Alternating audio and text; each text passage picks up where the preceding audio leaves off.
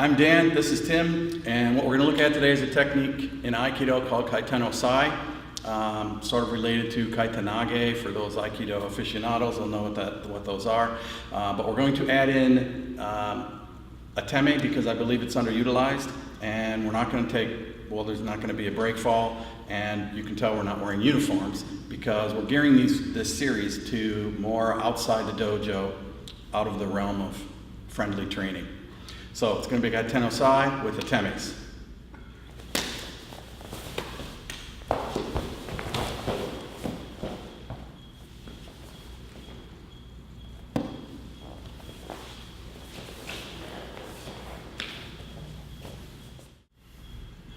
So for those that may not have caught the couple of atemis that were in there, we start face off.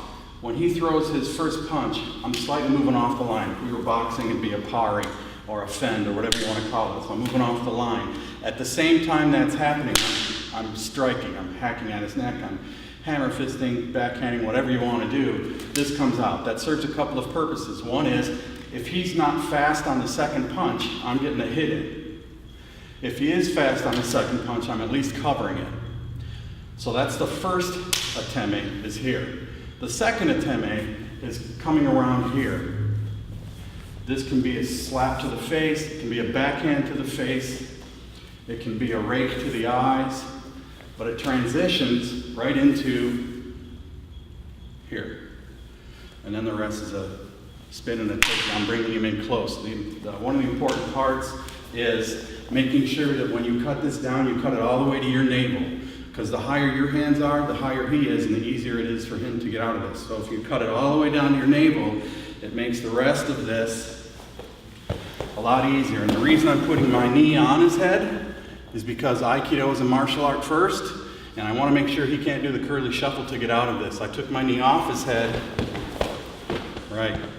I took my knee off his head so that you could see how this pin works. I'm still cutting his elbow into my center, and I'm rotating his thumb toward his nose.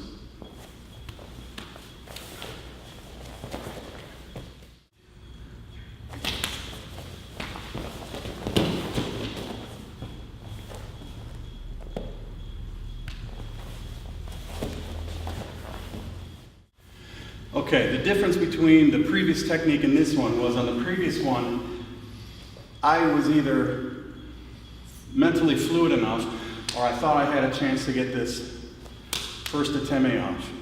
In the second one, he's too blistering fast for me to get the first atemi off, so I don't get to do this because he's already thrown that punch, so I've got to get off the line.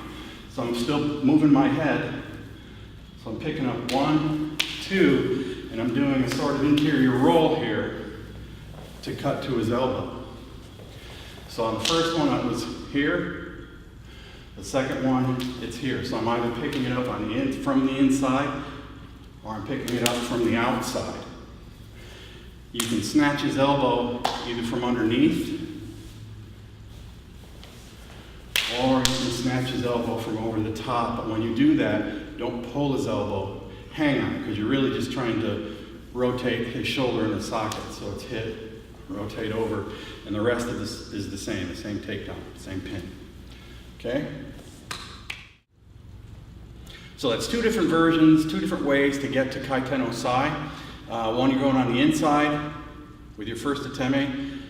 The other one, you're moving to the outside, taking an angle and atemiing with the other hand. But you still have to cut their elbow to your center, low, so they can't stand up, and screw them into the ground, and then finish the pin. When you're doing this, not everybody has flexible shoulders like Tim has, so be very careful when you're doing that pin. Take the pin nice and slow in training. Take the pin nice and slow, and be careful with your partner and train safe. Thank you.